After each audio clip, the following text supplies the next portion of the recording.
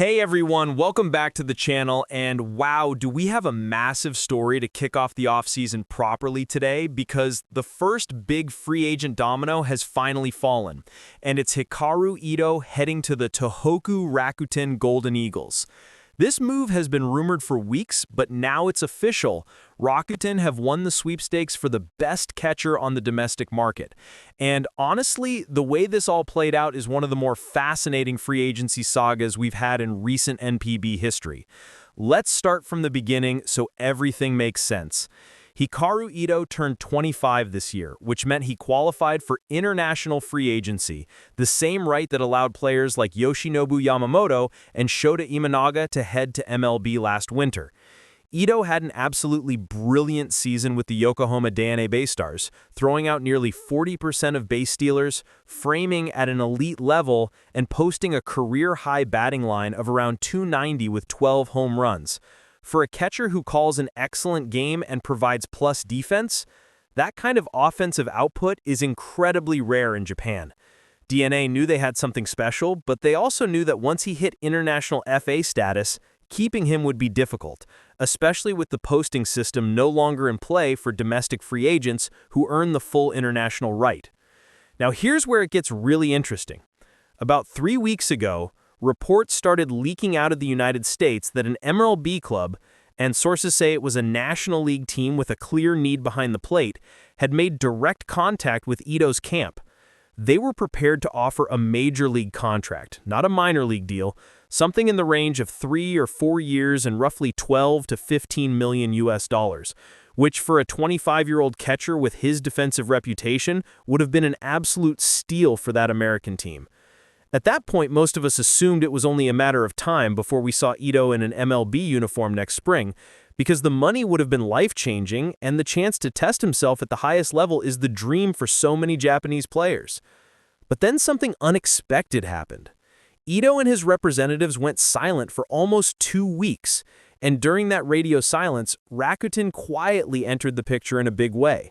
The Eagles have been searching for a long-term answer at catcher ever since Roya Kurihara started dealing with injuries, and Hikaru Ito immediately became their #1 priority the moment he hit the market. Rakuten's front office, led by the legendary Kazuhisa Ishii, flew down to meet Ito personally not once but twice, and they put together a package that was simply too good to turn down.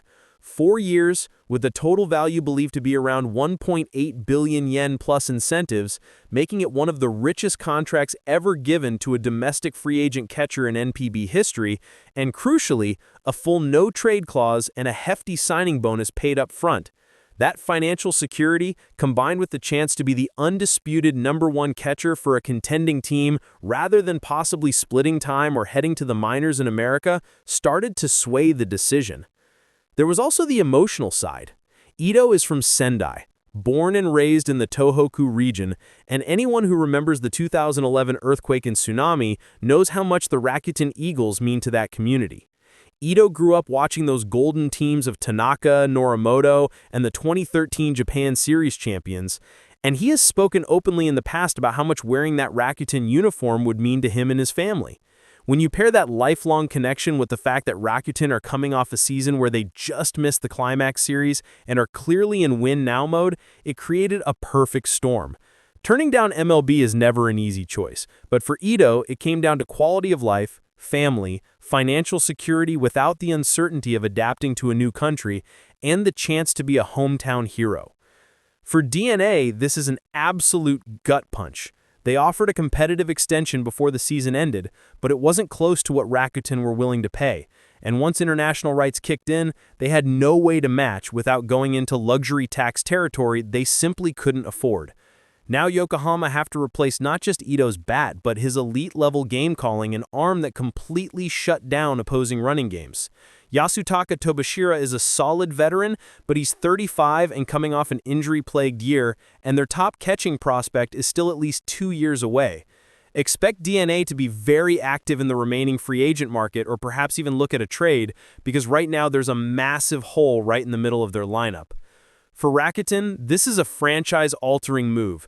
Pairing Ito with their young core of Hiroki Mine coming back healthy as a backup, a rotation that still has plenty of upside, and an offense that added some pop last deadline, The Eagles suddenly look like legitimate contenders again in the Pacific League.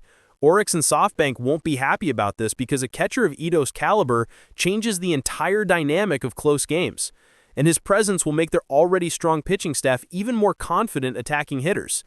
So yes, we didn't get the MLB export many of us expected, but what we did get is a feel-good story of a local kid coming home on the biggest contract of the winter so far, and the first true blockbuster of what promises to be a wild NPB offseason.